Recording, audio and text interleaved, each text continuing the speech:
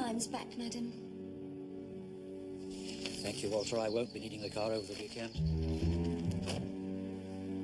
Thank you, mother.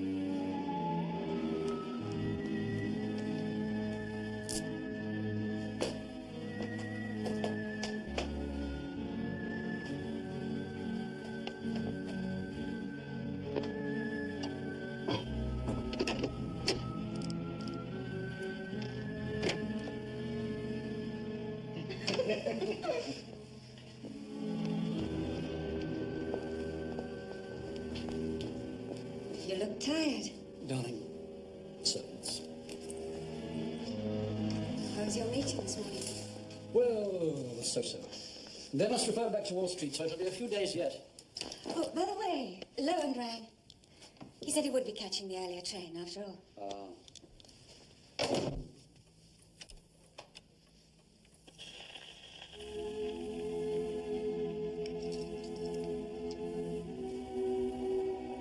I don't know why you agreed to see him anyway. You keep saying how much you detest the man. It wasn't quite that easy. He's a shark and he's very slippery. He's angling for a directorship at the bank. Has been for months now. But you'd sooner die. Gerald Lowen, a seat on your own bank. Oh, he wants to make life as uncomfortable for me as he can, and that will give him just the power base to set about it. Unfortunately, he does hold a bit of a trump card this time. A 5% stake in Cape Girl, which he knows we're desperate to get hold of. Puts him in a rather strong bargaining position, I'm afraid. All right. Yes, I'm fine. Well, if he's on the 4:45, he'll be here pretty shortly. Really ought to go through one or two of these papers before he gets here. I'm sorry about all this.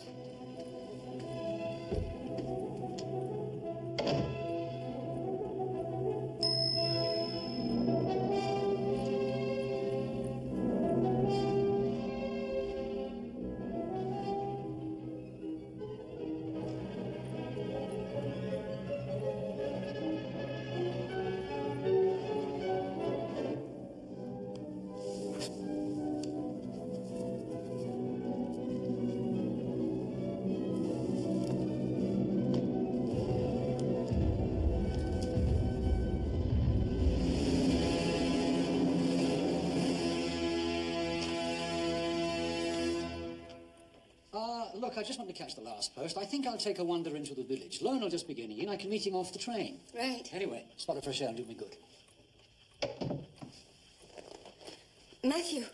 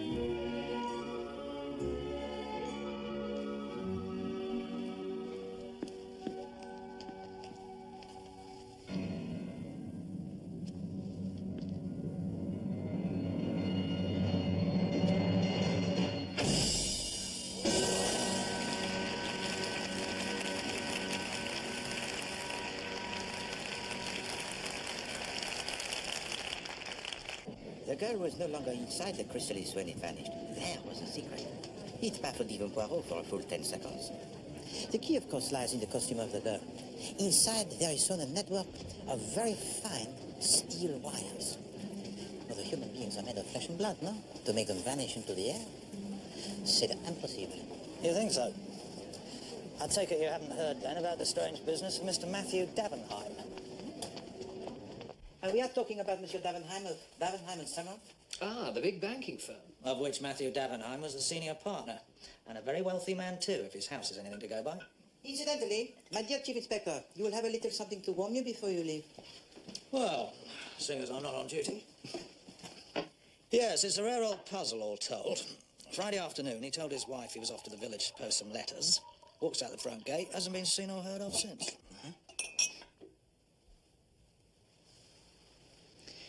And at what time precisely did Monsieur Davenheim leave? We gather around 4:40. He was expecting a business colleague to arrive by train that afternoon to talk over some financial deal or other.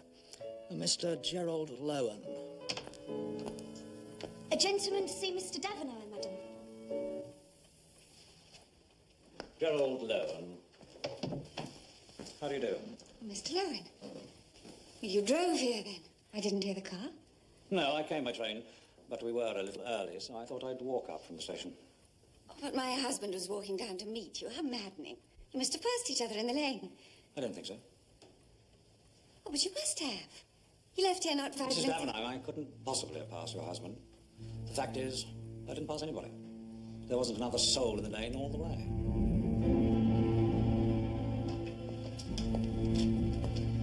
Please make yourself comfortable in here. I'm sure he won't be very long. Good. Mrs. Davenheim showed Lowen into her husband's study, and there he waited. And waited. And waited. Well, over an hour goes by. Still, Davenheim doesn't return. Gerald Lowen, his patience exhausted, takes his leave. This is the way your husband treats important business clients, is it? But I'm quite at a loss. I'm so sorry. Yes.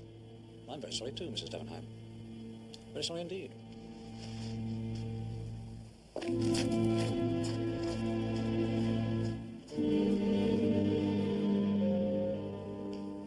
Inquiries are made throughout the village. Police arrived. Nothing. Searching the grounds. They've searched everywhere. They find nothing. Well, I don't know who else to tell. For all intents and purposes, Matthew Davenheim has vanished off the face of the earth. It seems everyone saw Lowen. Nobody saw Davenheim. Lowen? Why does that name ring a bell? Certainement. It is most obscure, my dear Chief Inspector, which gives me the great hopes of solving it. I'm afraid I can't see it myself. But I do not see, mon ami. I shut my eyes and I think. One must always seek the truth from within. If you've told me that once, you've told me 1,000 times. All right then, Poirot. Here's a challenge for you. A fiver of my money that says you can't solve this little mystery without leaving the house. We'll give you 7 days. Of course, if it's beyond even your magical powers. Eh bien, 7 days, huh? Well, provided the facts are placed before me and that you will allow Hastings here to furnish me with such information as I require, the solution it becomes inevitable. I accept. Good night, Poirot. Thanks for the drink. Like robbing a baby.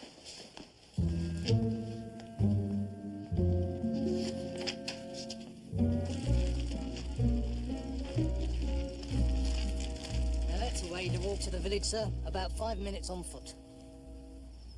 During which time he must have passed Lowen coming from the station. Can I just ask, what's down there? That takes you right into Brooklyn. It's a big motor racing venue. A little way down there is a boating lake. Now, we've checked with the keeper. He swears Davenheim never passed it up. Captain Hastings, Chief Inspector. Beg your pardon, sir? What colour were they, if you can remember? Mr. Lowen's trousers, sir. Well, I know it's a rather odd question, but a rather odd person would like to know. Kind of a light colour, I suppose you'd say they were. Light grey. Very smartly turned out he was, apart from that stupid moustache. It goes back a long way, this rivalry between them.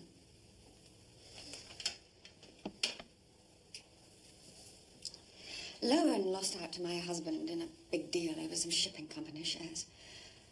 Poor man was nearly wiped out. That was a few years ago now, but he's never stopped hounding Matthew ever since. I believe he came here to barter some South African stock or something in exchange for a position on the bank. Did a lot of business in South Africa, did he, your husband? He was over in Johannesburg all last winter. Must have been 3 months. He brought me back the most wonderful diamond earrings. He always brought me back jewellery of one kind or another, whenever he went away.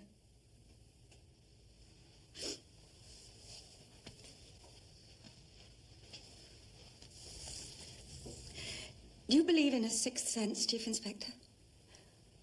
I had it the day my mother died. I had it again on Friday. All day, the certain knowledge that something like this was going to happen. And now it has, hasn't it?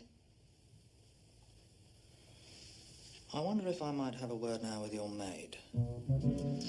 I think I might have a word now with your mistress.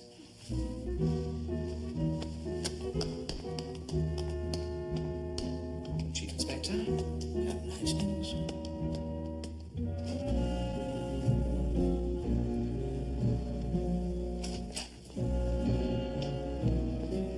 Surprised to see you still here, Mr. Poirot. I thought you'd be out on the Davenheim case. Well, Miss Lemon, the Chief Inspector Japp has bet me £5 that I cannot solve this mystery without leaving my apartment. And I accept his bet.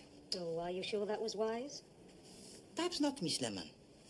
On reflection, £10 would be a much rounder sum.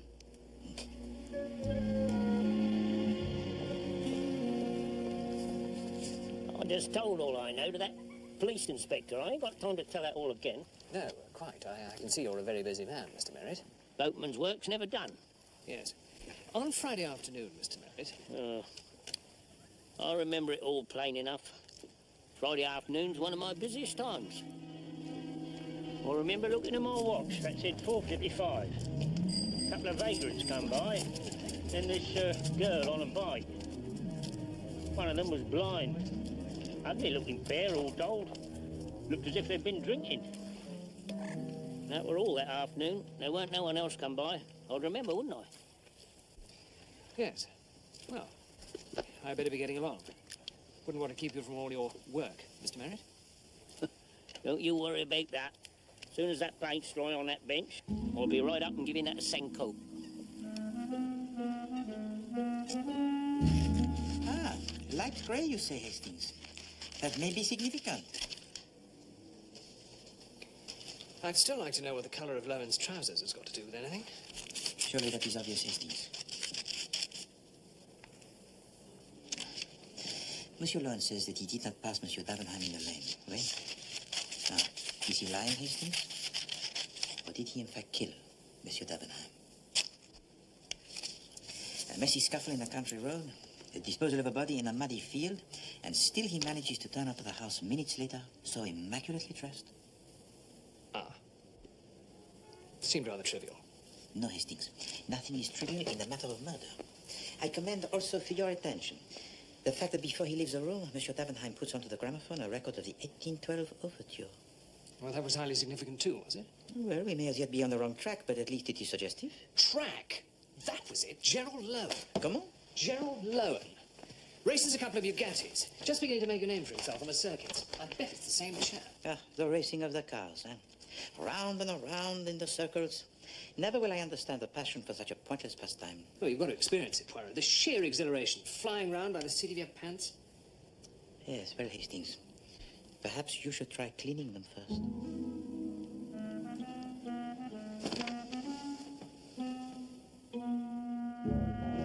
All right, lads, fan out.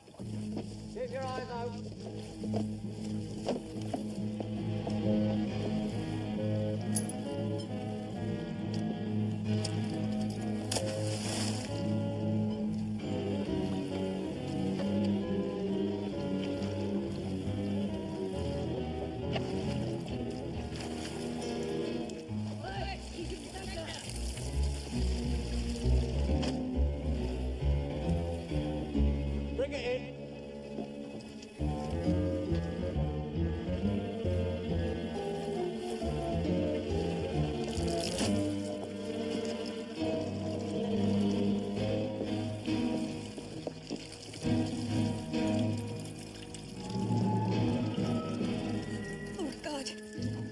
was my husband's.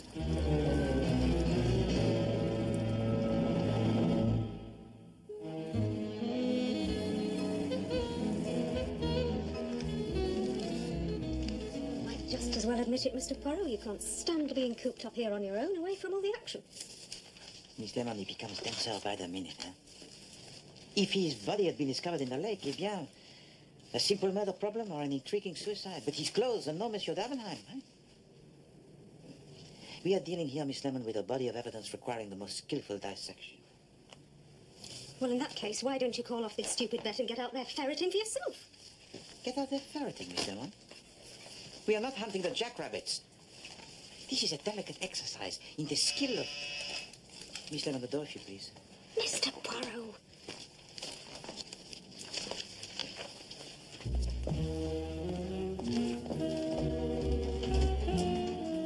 Morning, sir. I've got a parrot with Mr. Poirot. No. Poirot. It is pronounced Poirot. I beg your pardon, Governor. I've got a Poirot with Mr. Poirot.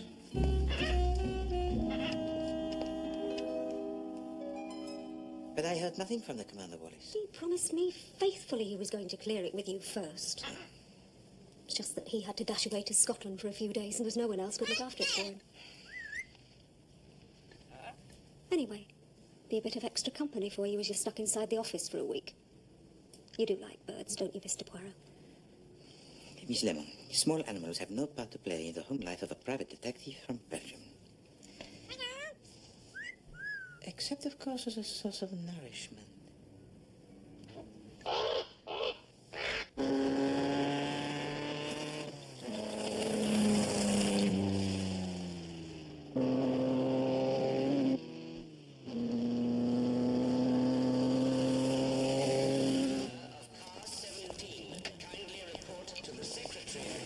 Excuse me, I'm looking for a Mr. Gerald Lowen. Well, that was him. He'll come back into the paddock next time round. You're interested in the car? I'll say, never seen a Bugatti fly like that before. Best time we've ever done. Really? Yes, we can meet him by the shed. So you altered the fuel system? Oh, yeah, we took out the dual belt drive 224 as well. Oh, mind your back, sir. So you raised the compression ratio? Oh, yes, uprated the supercharger, sir. Brilliant. Bet you get a fantastic HP for your rev rate. This is the gentleman who's interested in the car. Captain Hastings, you're Gerald Lowen. Hastings? Well, you better take it for a spin. Really? It's terribly kind of you. You sure? Well, you want to get the whole picture? Well, of course. Mr. Lowen.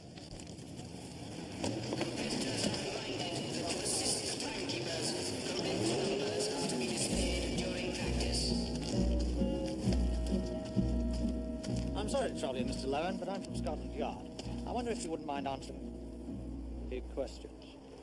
Colonel Bryan, Mr. Lowen. This is the gentleman I was telling you about. He's interested in buying the car. Brighton.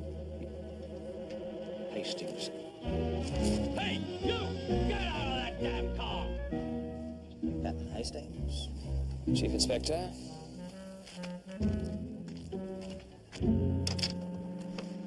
I think the police have had quite enough of my time, Chief Inspector. Just one moment, please, Mr. Lowen. How many more times do you want me to tell you? I didn't pass Davenheim in that lane. Perhaps he fell down a rabbit hole. And good riddance.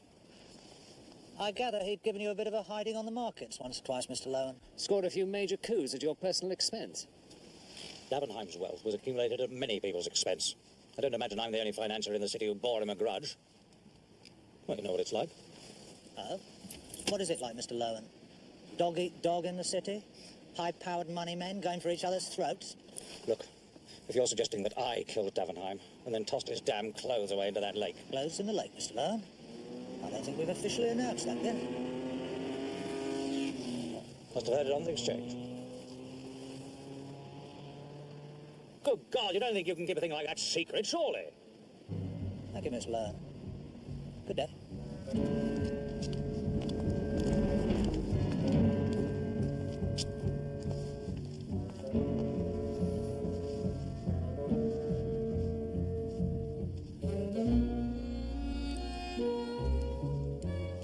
He sounds quite unbearably vain, this man Hastings.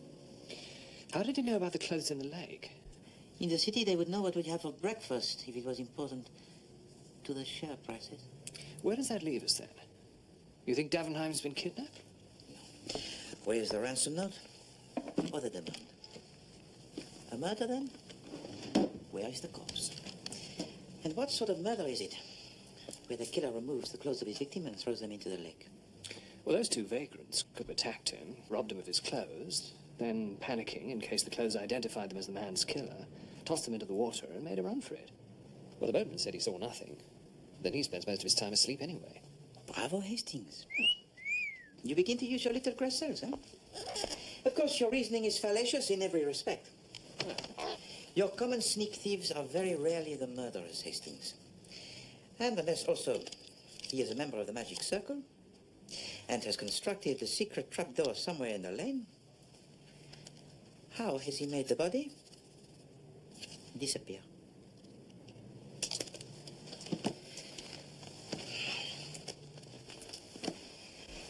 And please, do not fraternize with that creature. I am still training him. It's only a parrot. I was talking to the parrot.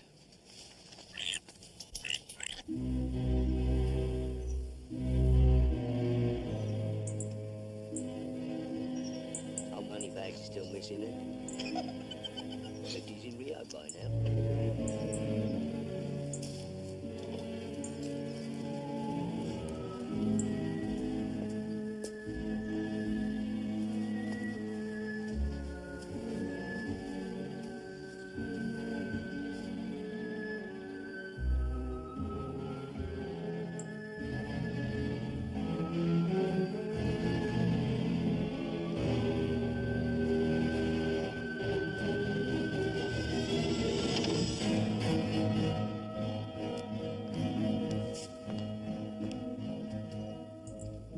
You are certain that the lock, it had been forced? Nobody knows when.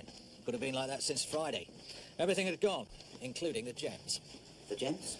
All those expensive jewels he kept bringing back. Cleaned out the lot. Ah, things are now moving in a very definite direction. You cannot fail to see the thread. All the same, there are still certain litmus tests to be carried out before we can be absolutely sure. Where are you going? Wait. Unless, of course, you've changed your mind. And... Certainly not. A wager is a wager. Hastings, you are not busy this afternoon? Well... I want you to help me in a little experiment. Well, I don't know why we're all standing around here talking while he's out there going scot-free. Well, we have questioned Mr. Lowen, madam, but at the moment we don't actually have any... Would you mind awfully if I went to get a glass of water? Oh, please, let... No, I'll go myself. Well, the man was determined to ruin my husband, we know that. And he was on his own, right there in the study for well over an hour. We don't know for sure it was broken into on Friday afternoon. I locked it up myself, Chief Inspector, just as Matthew was returning home. We couldn't have been burgled since then. Why haven't any of the doors or windows been forced open? It can only have been done by someone who's inside the house. It can only have been done by Gerald Lowen.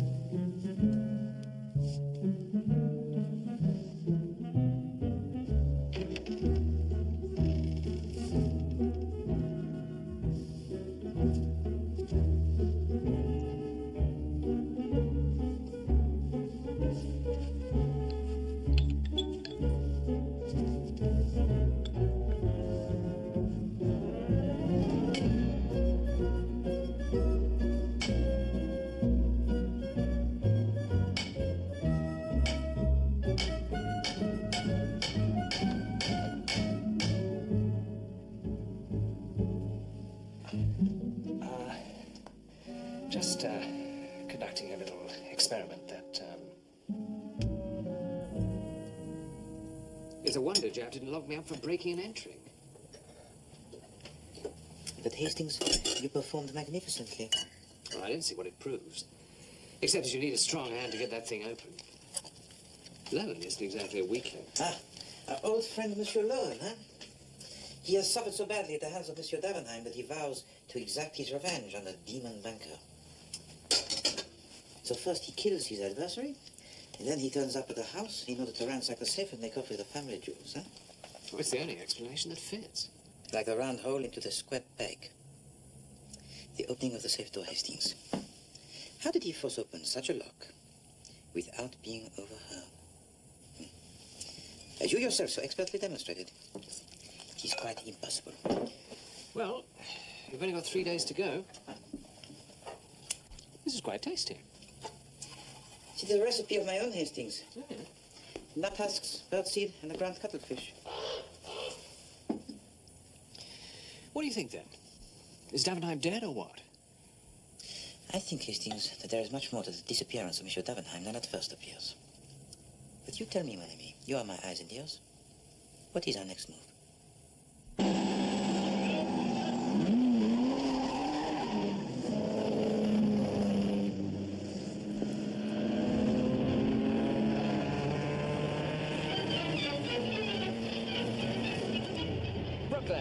And the final meeting of an exciting season brings out the fastest of the speed cars. With the biggest thrills of the day during the big race, the Gold Star Handicap over a distance of 20 miles. A keen crowd of enthusiastic spectators takes advantage of the unusually mild autumn weather to rally at the famous track. The drivers go round and come out here, or at least this one does. Rapid speed the crowd has come to see, and General Lowen, number 3, obliges.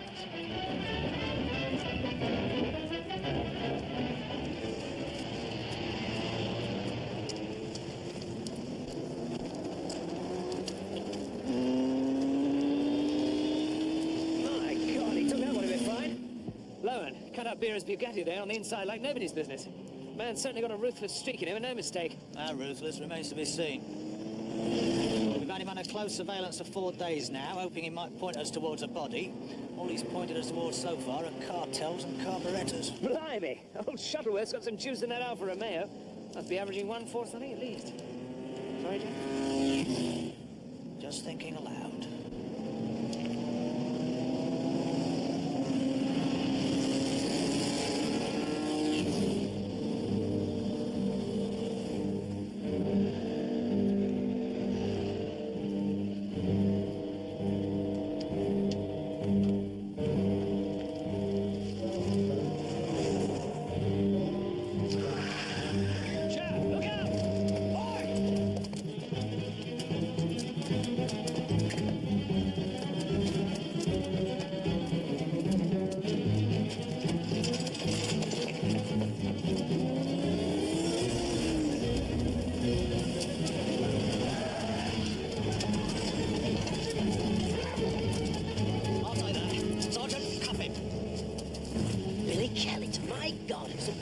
Give up. Friend of yours, Sergeant? Well, that's when we put him inside for 3 months. Same game, with a few wallets in the crowd.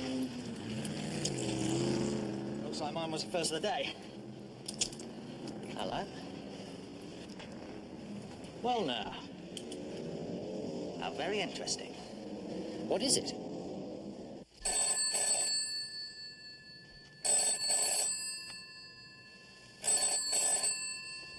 Hello?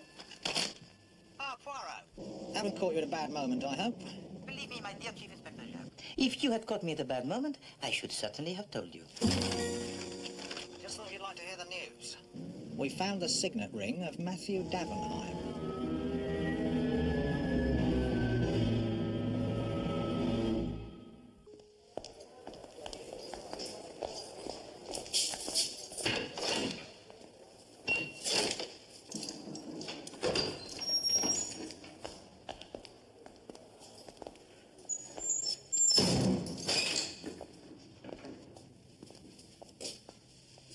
What's the matter then, Kellett? 3 months inside last time, not enough for you? Get homesick for prison, did we? See the charming house guests we get in here? They never learn, of course, his type. Must have an appetite for prison food. I'll ask you once more, Kellett. Where did you get this ring? The wrong answer, and your next port of call could be the gallows, laddie. Well, I was with me mate, Frankie Marchino.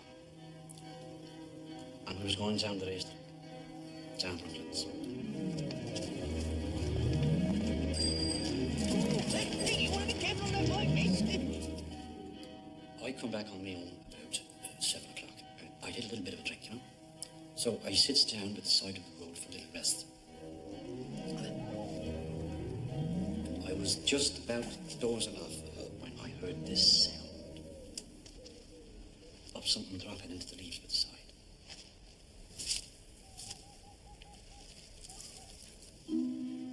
That's when I saw it. So this is his story? Word for word. Someone had thrown the ring over the hedge. I looks up and sees this geezer walking away. Knobby gent with a light grey suit and a poncy moustache.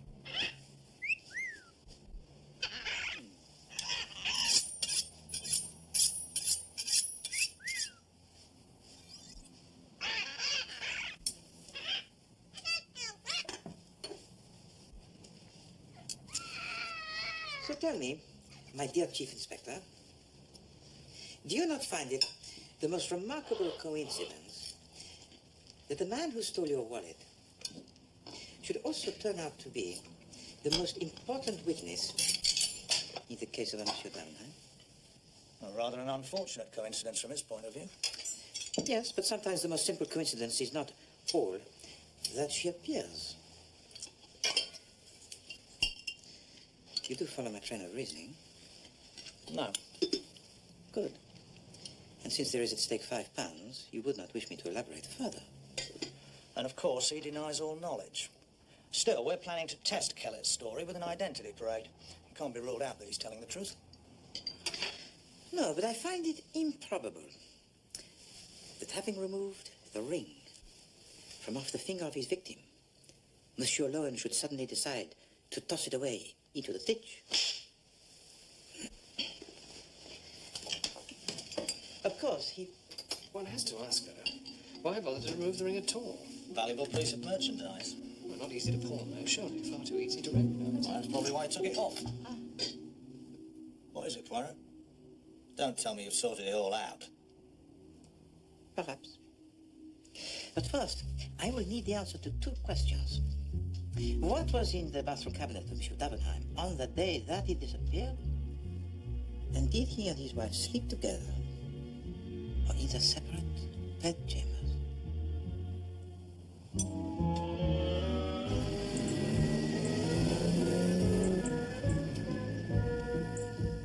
A gentleman to see you, madam.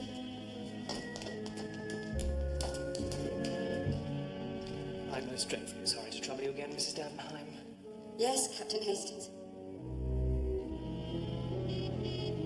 Bob, Mr. Poirot.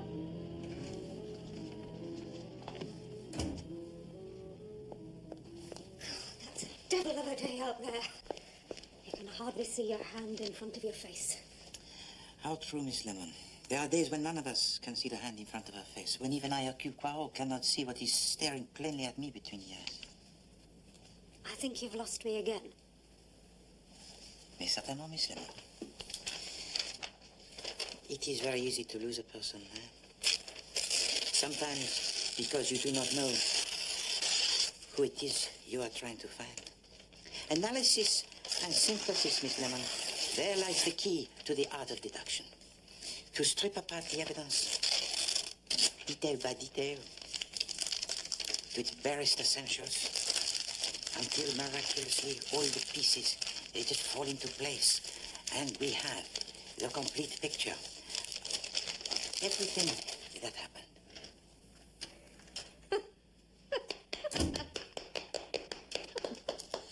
Hastings, what news do you have for me? The mystery it is solved, yes? You know, Poirot, I sometimes wonder if you don't set me these little tasks just to find out how much embarrassment I can take in any one day. The facts, Hastings. This is of critical importance. Charlotte and Matthew Davenheim have occupied separate bedrooms since the spring. And it is now the middle of October. Bon. And the bathroom cabinet? You sure you want to hear all this? Hastings, do you think I play the games? 2 toothbrushes, 1 hairbrush, 1 pot of skin cream, 1 bottle of liver pills, 1 tube of toothpaste, 1 shaving brush, 1 packet of razor blades, 1 bottle of sleeping pills, 1 nasal spray, 1 bottle of eye drops. Thank you, Hastings. I have heard enough. There's another 2 pages. Yes, the evidence, it is complete. Now, Hastings, Miss Lemon, I trust you have no monies deposited in the bank of Davenheim and Salmon? None. No, nor me. Why? Because I should advise you to withdraw it all, mon ami, before it is too late. You think there's trouble looming? I expect a big crash within the next few days, Miss Lemon, perhaps sooner. So, if you please, a note to the Chief Inspector Japp. Advise you to withdraw any monies deposited with the firm in question. Still, he will not comprehend. I'm not sure I comprehend. Hastings, as I told you at the start, once all the facts were placed before me, the solution, it becomes inevitable. All right. How did you know? Or are you going to tell me it was all done with mirrors? You will permit me, my dear Chief Inspector, one moment longer of the suspense. I have, as I promised, solved this mystery without leaving my apartment.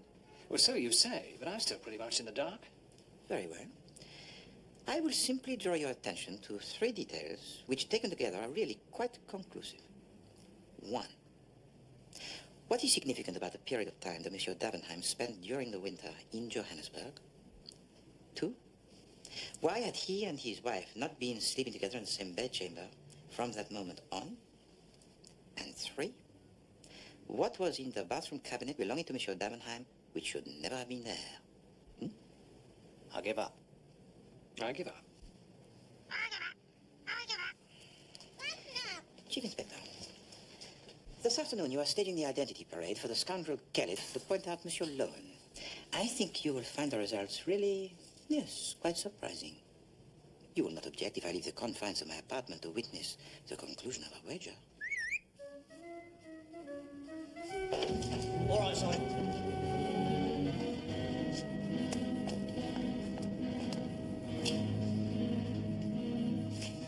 In your own time, if you would, now.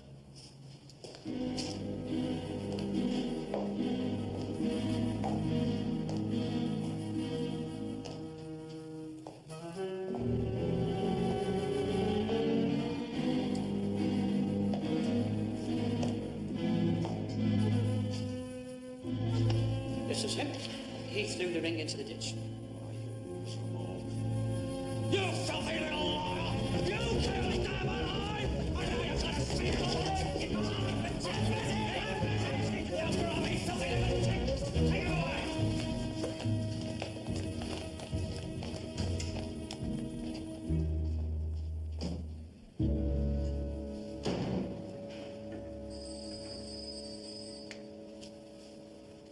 So now, what did you make of that, Poirot? I'd say Lowen's as good as shocked himself. On the contrary, my dear Chief Inspector, a mere moment of the hot-headed rage. Monsieur Gerard Lowen could not be more innocent in this whole bizarre affair. Couldn't he?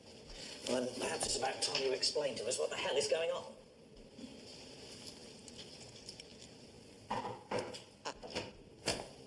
Mrs. Charlotte Davenheim, sir. Monsieur Poirot, Madame? I came as soon as I could. Oh, what is it? If you found anything out, then for God's sake, please. Oh. Stop him! All right then, Kellett, so what's all this about? Or perhaps I should ask you that question. Mais certainement, my dear Chief Inspector. I think that this charade has gone on quite long enough. Has it not? Gentlemen, may I present to you the missing merchant banker, Matthew Davenheim. Damn you. You Belgian. Take another sip.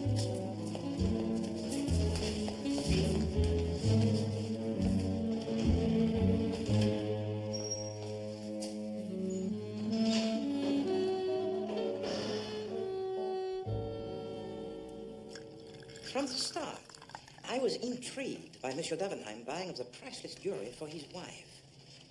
For years, you see, he had been embezzling vast sums of money from his own bank, draining it to death, as we have seen, and converting the spoils into the gems which he stores in the safe. So he'd always planned to abscond with them, right from the very start. Having first very cleverly prearranged with his hated arch-rival in the city, Monsieur Gerard Lowen, to be at his house on that day, so that he would become the chief suspect in this unfortunate affair.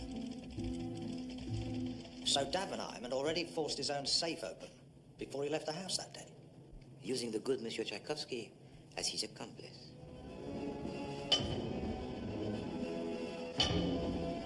Cunningly, he uses the cannon fire in the music to mask any sound that would have alerted his wife. Having made it look as if the safe has been broken into, he steals his own money and jewels. Because he believes he has found for himself, until all was blown over, the most perfect place to hide. In prison.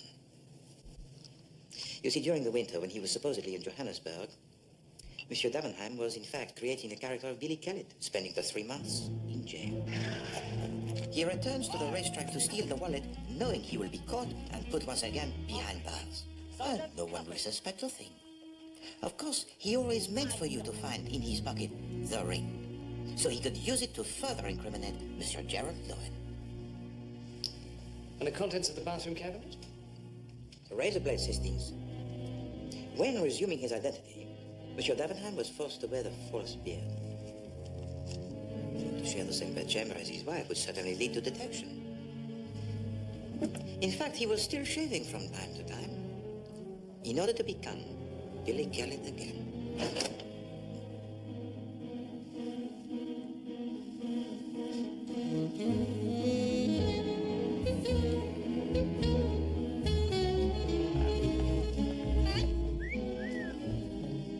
Just so no one can say I'm not a man to honour my word.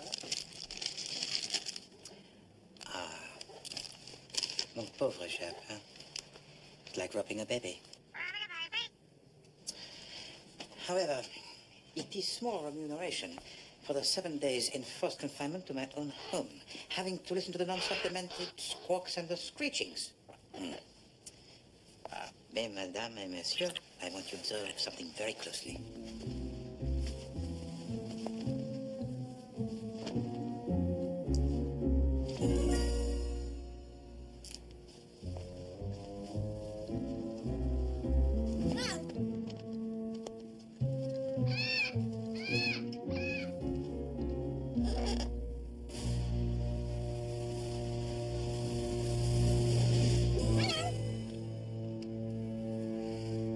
Oh, well, at least it was worth a try.